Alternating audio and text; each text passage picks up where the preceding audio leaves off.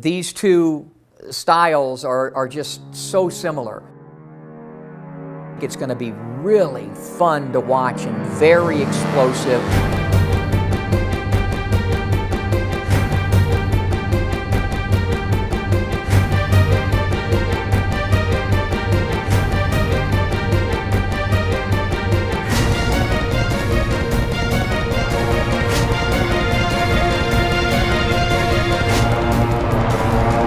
Liam Smith really fights a lot like Canelo Alvarez. Well, that's a good right uppercut from Smith. And the left hook. Overall, he's fundamentally a pretty sound fighter, but his mindset is to break you down, beat you up, and knock you out.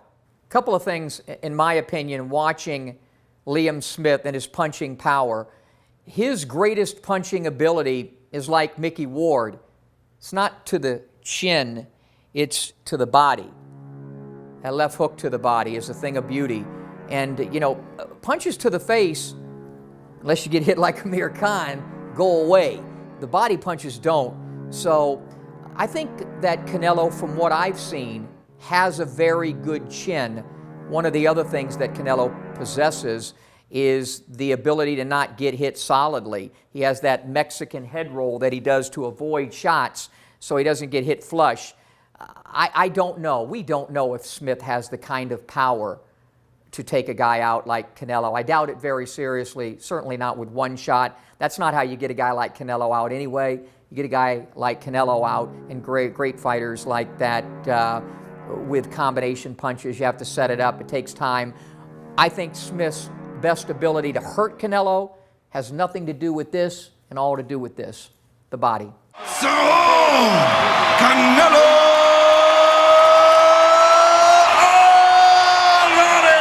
I think some people might say that Canelo looked bad or vulnerable against Amir Khan.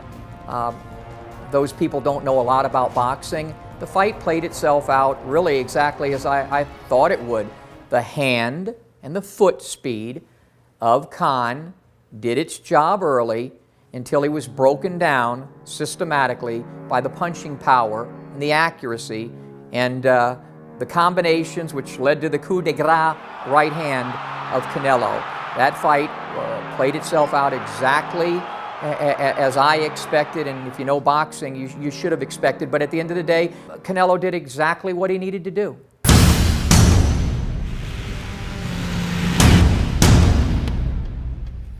Liam Smith with a big crowd here to follow him. You know, I think Liam Smith is improving each time out. I've watched his last 8 or 10 fights, what you can see of him.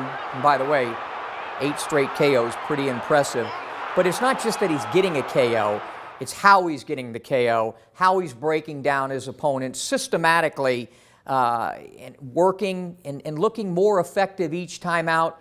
He's gotten more patient in his fighting style, and I just see subtle improvements each time out, so he certainly is becoming a better fighter.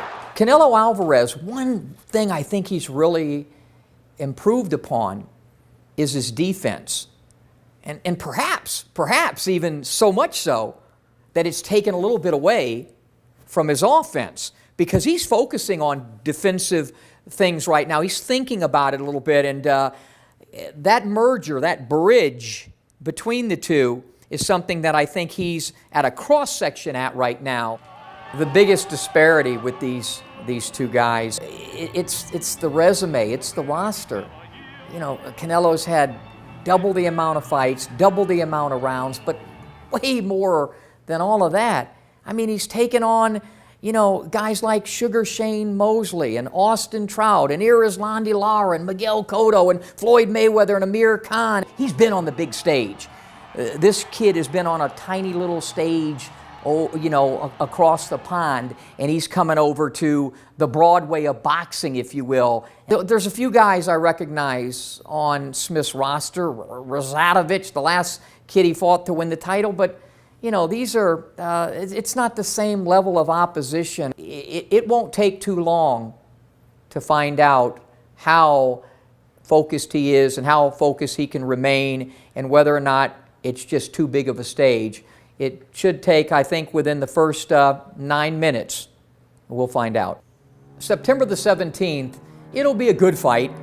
It'll be another fight where Canelo Alvarez has to figure out a way to beat a guy up, and I think he will.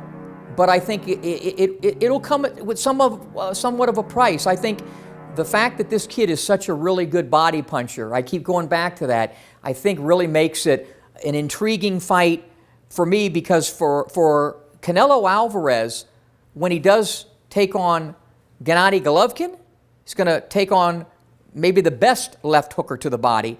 So this is a great way to prepare for that. So as long as this fight lasts, it's going to be a really good fight. Canelo breaks him down, beats him up, and stops him probably somewhere in 7 to 9 rounds.